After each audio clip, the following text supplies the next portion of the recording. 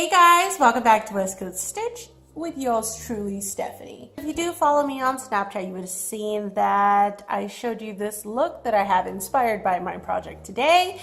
And of course, as you can tell by the thumbnail, we're going to be reading a little story time from the Mistress of all evil, Maleficent. And she actually comes along with a series of 3 other villains that come in a little gift set, which you can find on Barnes&Noble, barnesandnoble.com. I believe you can also find it on disneybooks.com. So if you're interested to hear the story on her side, then keep watching.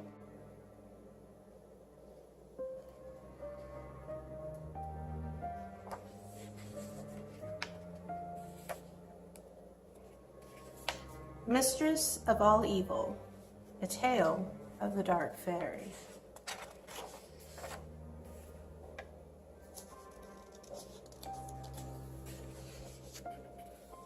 In memory of my little sister Jessie, my own beautiful dark fairy.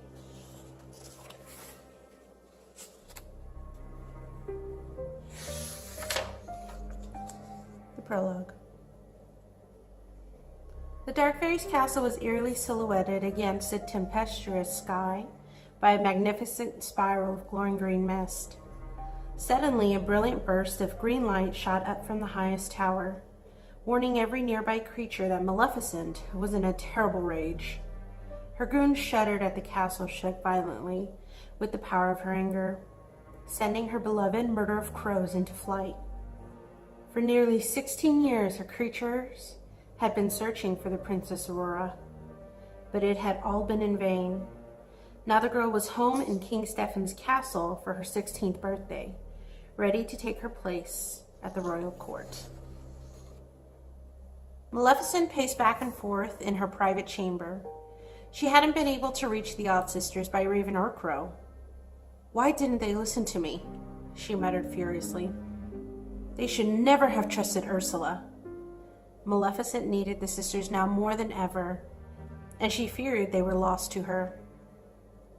She went to the enchanted mirror hanging on the wall. The 3 sisters had given it to her many years before. "Show me Lucinda. Show me Ruby. Show me Martha," she commanded. The mirror's surface swirled with a glowing violet light.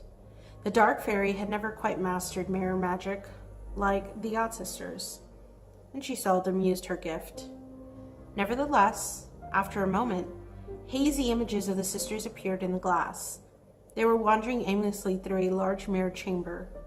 They seemed to be calling out a name over and over again, but Maleficent couldn't discern their words. "Lucinda, can you hear me? Sisters, I need you," Maleficent cried. For a moment, she thought that the sisters had heard her, but they abruptly stopped their ceaseless wandering. "Sisters, where are you? I need your help with Aurora," Maleficent shouted. Suddenly, Lucinda grew more distinct in the mirror. Her face flickered in the swirling purple haze of magic as she ushered frantic orders to the dark fairy. "You must get into the castle, Maleficent. Go by fire, go by smoke, go by rhyme, and go by any means available to you. But go! Create the mundane instrument of her doom if you must, and send her to the land of dreams. We will be waiting for her. But you must find a way to make sure she never wakes. Our powers are not the same in this place. It's all up to you. Now go!" And then as quickly as she appeared, Lucinda was gone. Maleficent only saw her own green face reflected in the mirror's surface. No matter how many times Maleficent called for Lucinda and her sisters, she couldn't summon them again. She smashed the mirror into tiny pieces with her staff, angrier than ever with the Odd Sisters for their foolishness. Maleficent turned to her beloved pet raven, Diablo, who was perched on her shoulder. "It seems the Odd Sisters are lost in the land of dreams. I told them something like this would happen if they helped Ursula. They didn't listen. The fools!" Maleficent tightened her grip on her staff. The green sphere on the end began to glow. "I will use fire, smoke, and rhyme. Those meddlesome fairies thought they could keep their darling Rose hidden from me. They thought they could keep her safe. But I know the king and queen have their precious princess within their castle at this very moment." Maleficent stormed to her fireplace. "I shall use fire. she cried as she slammed her staff soundly on the stone floor. Her castle rumbled as a large blaze appeared in her fireplace, followed by a matching fire in Princess Aurora's chamber. Through the flames, Maleficent can see Aurora crying. Poor dear, she doesn't know she's betrothed to her one true love. All the better. Now I shall use rhyme, Maleficent declared, extinguishing the fire and closing her eyes as the words of her dark spell swirled through her thoughts. Bring me to their cherished rose, and bring me this chapter to a close. By smoke, by fire, and by night, touch the spindle I shall ignite. Sleep will come to the fair rose, forever trapped in her repose. A tiny wisp of smoke curled ominously from Aurora's fireplace. Maleficent's yellow eyes contrasted brilliantly with the fireplace's darkness as she transported herself to King Stephen's castle. Enchant the rose with burning light, no fear, no sorrow, no flight from fright. Let her follow without despair, so she may slumber forever without care. An odious green orb appeared in the princess's room, casting an unearthly green glow on the girl's pale face as she rose from her vanity. The luminescent sphere danced before her eyes, bewitching her to follow it through an enchanted passageway Maleficent had conjured in the fireplace. The spellbound princess followed the orb up a cold, dark stairway with an archway that eerily resembled a tombstone. Maleficent heard the troublesome good fairies calling their rose's name. With a flick of her hand, she closed off the passageway, leaving the good fairies behind. Higher and higher, Aurora climbed, until she reached the tallest tower in the castle. The dark fairy transformed the malignant glowing ball into a spinning wheel. At last, her quest would be complete. As the wheel spins, so does time, unstoppable and divine, weaving my spell of endless sleep, in Dreamscape she shall keep. The princess reached for the spindle, but hesitated. A force within her seemed to be struggling against Maleficent's evil spell. Touch the spindle! Touch it, I say! Maleficent commanded. Her dark magic prevailed over the poor princess, who reached out and lightly touched the spindle's point. The sharp needle pierced her skin, sending a sickening feeling through her entire body, and she felt all the life draining from her as her world went black. The princess fell to the floor at Maleficent's feet, hidden beneath the dark fairy's long robes. At that moment, the three good fairies burst into the room, their little faces filled with fear and worry. Maleficent smirked at the trio. You poor simple fools, thinking you can defeat me, the mistress of all evil. Finally, she had the Princess Aurora. After all those years, her curse had put their beloved princess to sleep, just as she decreed. Their attempts to keep her safe had failed. With a flourish, Maleficent swept her cloak to one side. Well, here's your precious princess, she added, cackling triumphantly. The three good fairies gasped at the ghastly scene. Their beautiful Rose's lifeless body lay on the cold stone floor. Her tiara lay beside her, like an omen that she would never become queen. Chapter 1. The Dark Fairy. Black crows circled overhead, following the dark fairy as she made her way through the tangled forest. With each step she took, the trees grew increasingly dense. The forest was a living thing, moving and breathing. Its vines curled themselves around everything in her path, unknowingly creating a deep, penetrating darkness as they ensnared the treetops and obscured the sky. In the shadows, the dark fairy could keep the grasping trees and vines at bay.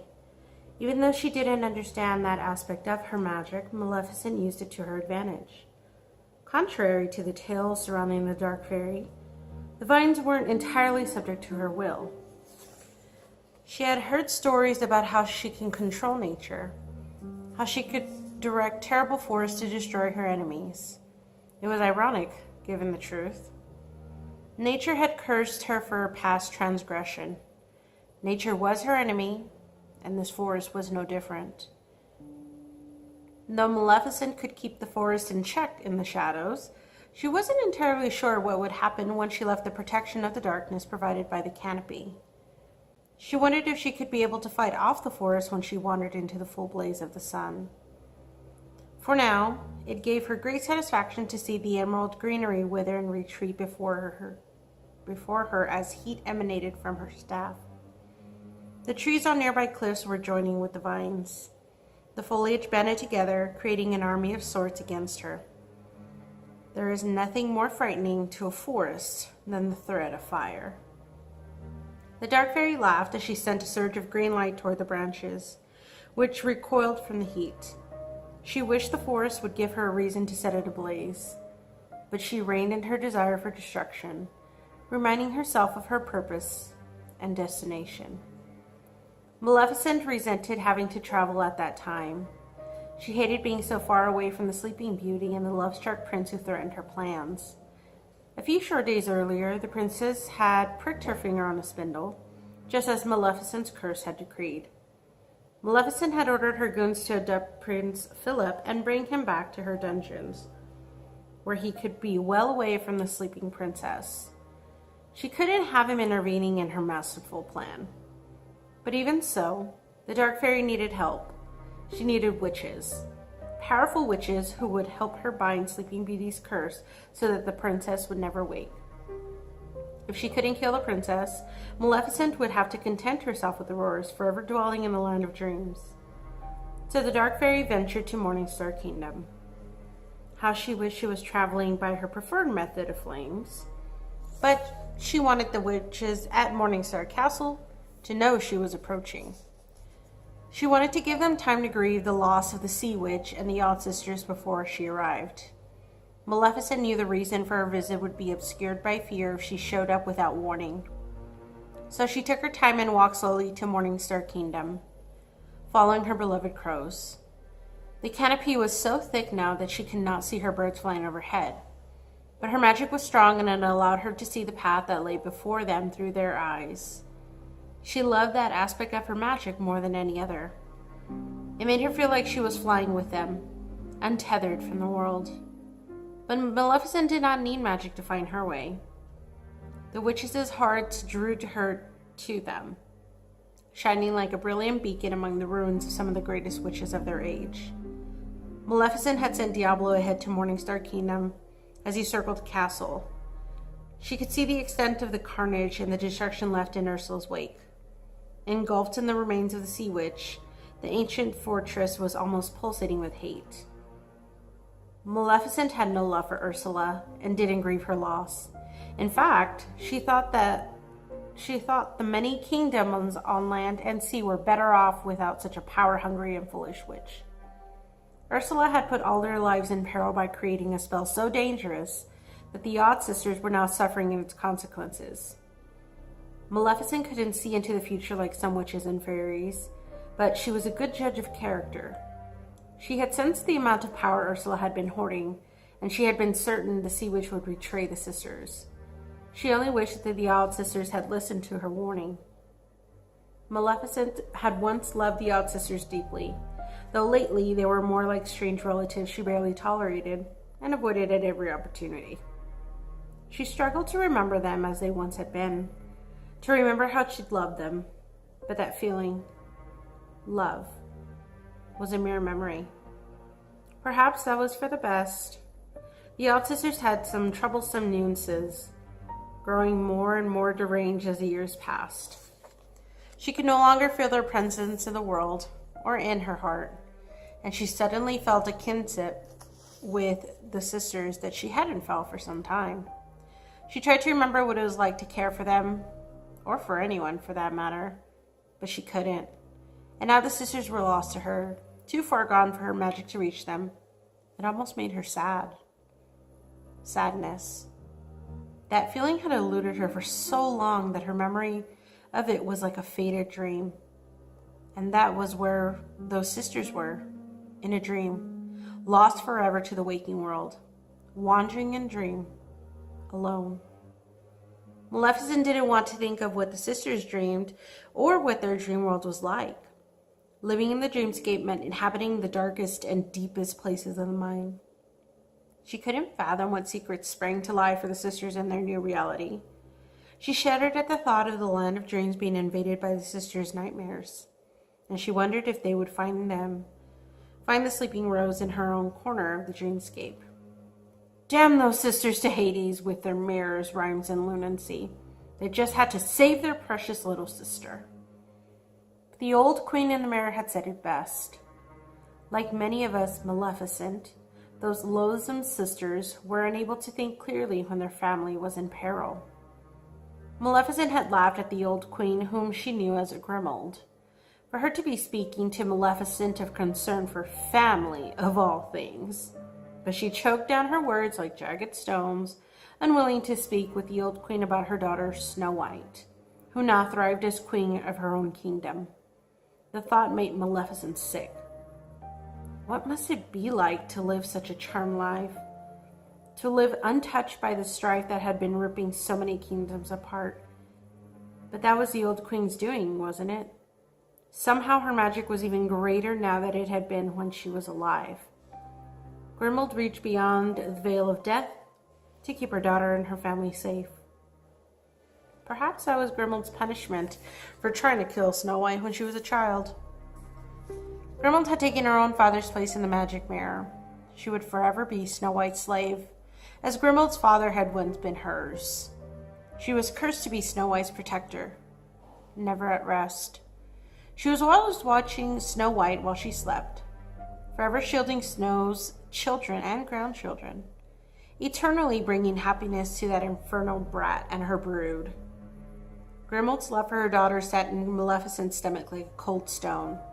It caused a tingling sensation that told Maleficent this was something she should feel. An inkling that this was something that would have touched her heart. But she pushed that inkling down with the others that lived in the pit of her stomach. She imagined they all looked like broken pieces of headstone.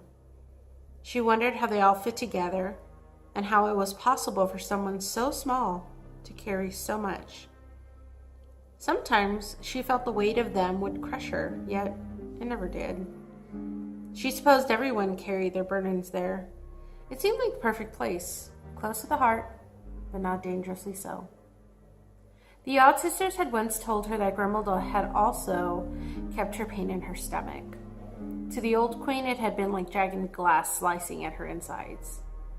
Maleficent wondered what was worse, the heaviness of her burden, or the pain of Grimold's. The odd sisters would have said both were capable of destroying their host. But Maleficent felt like the weight of her sorrow grounded her and kept her steady. Without her pain, she might just float away. The odd sisters had decreed that the brat queen and her family were to be left alone, so as not to anger Grimold. But Snow White wasn't entirely untouched by the odd sisters, was she? The old queen Grimold could not control her daughter's dreams. That was not her providence. That was not her domain. Dreams belonged to the good fairies and to the sisters. Chapter 2. Rakeem.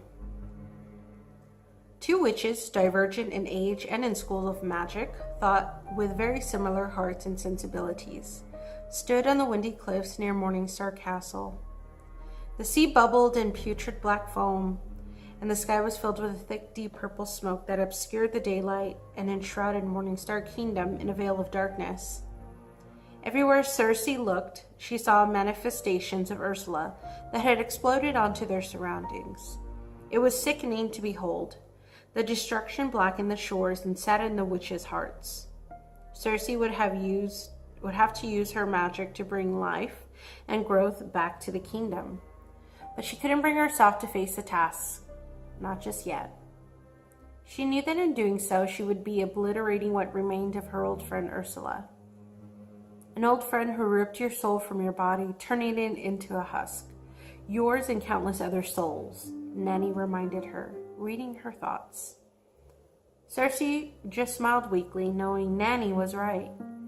But she saw that Ursula, the one who had betrayed her, as someone quite different from the one she had known as a girl.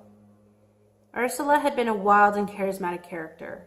She had been Cersei's sister's dearest friend, and like an aunt to Cersei, a great witch who had brought Cersei baubles and told her stories of the sea.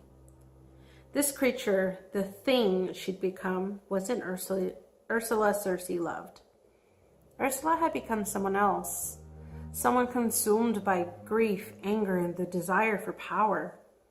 A woman who had been driven to the depths of despair by a brother who loathed her. Cersei remembered going to Ursula that day. She remembered thinking something else, was looking at her from behind Ursula's eyes. It was chilling to remember. Cersei had felt like running from her that day, but she had told herself it was all her imagination. She reminded herself that she always trusted Ursula. She had never imagined Ursula would harm her, but if Cersei was really honest with herself, there was no way she could have denied that that creature inhabiting her old friend that day had meant to hurt her. Cersei hadn't wanted to see it then. She had denied her fear, pushed it aside, and willed herself to see the woman she loved.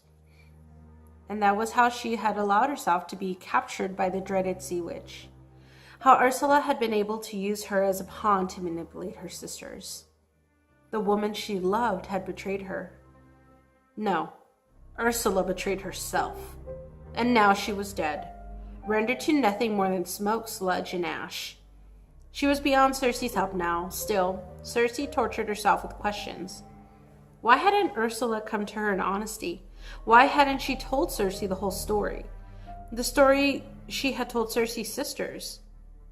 Cersei would have helped Ursula destroy Triton without the need to involve his youngest daughter. None of it made any sense. Ursula must have known that Cersei had the power to destroy Triton, but she also knew Cersei would never endanger the life of Ariel. Damn Triton for the damage he did to his sister. Damn him to Hades for her complicity. Damn him for making Ursula hide who she truly was. Damn him for turning her into a loathsome creature by his own design. It was taking everything she had not to cast curses at King Triton. She wanted to tell him that when she touched Ursula's necklace, she'd seen everything Ursula had ever experienced. The causes of all her rage, sorrow, and pain. Cersei had heard every foul word and witnessed every hateful deed Ursula had endured from Triton. It had ripped at Cersei's heart, as it surely must have done to Ursula's. Maybe one day Cersei would throw Triton's words back at him, but she wouldn't do it now. Not while her hate from him was still strong in her heart. The pain was too fresh. And then something quite sad occurred to Cersei. Family was capable of causing more harm than anyone. Family was true heartbreak. They could rip out your heart like no one else. They could destroy your spirit and leave you alone in the tangled depths of despair. Family could ruin you, more than a lover might, and surely more than even the dearest of friends could. Family could hold its power over you. Cersei knew all too well what it was like to have her heart broken by family. She had her own troublesome sisters, the Odd Sisters. They could scream a house down with their rage and tantrums, but her sisters loved her ferociously, far too well. She never worried on that account. She knew she had their love and always would, no matter what befell them. Now her sisters were trapped in a sleeping death, all because she left them and had allowed herself to be tricked by the Sea Witch. All because she had been angry with them for loving her too much. They loved her so much they wouldn't destroy anyone or done anything to protect her. And how had she repaid them? She condemned them for hunting the beast. She'd scream at them for putting Tulip's life in danger. They'd been responsible for many deaths and many transgressions. Cersei was sure she didn't even know about all of them. But none of these things seemed to matter now. Not while her sisters lay broken as if dead, under the glass dome of the Morningstar solarium. Their eyes were wide open. As hard as Cersei had tried, she could not close them. Did her sisters know what had happened to them? Did they remember battling Ursula's spell to save their little sister? Did they remember fighting their own spell, so embedded with hatred that it took all their strength to break? They looked haunted to Cersei as they stared into nothingness. No magic would give her sisters the appearance of peacefulness. It seemed even in their sleep they were being punished, paying for every act of wickedness they had ever committed and for their part in Ursula's demise. Cersei wondered if her sisters could see what remained of Ursula, staining the glass dome and billowing overhead, thick, black, and putrid. Did they feel Ursula's hate emanating from every surface of the kingdom? Was Cersei prolonging her sister's torture by not cleansing Morningstar? It was time to move on, to rid the castle of Ursula's remains. But how? Where would Cersei's magic send them? What was the protocol when a witch of Ursula's caliber died? What were the words?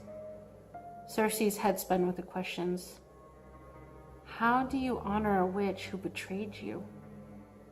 We put her to rest, Nanny said gently, wrapping her arm around Cersei's shoulders. And we cleanse the land. Come, my sweet one. I will help you.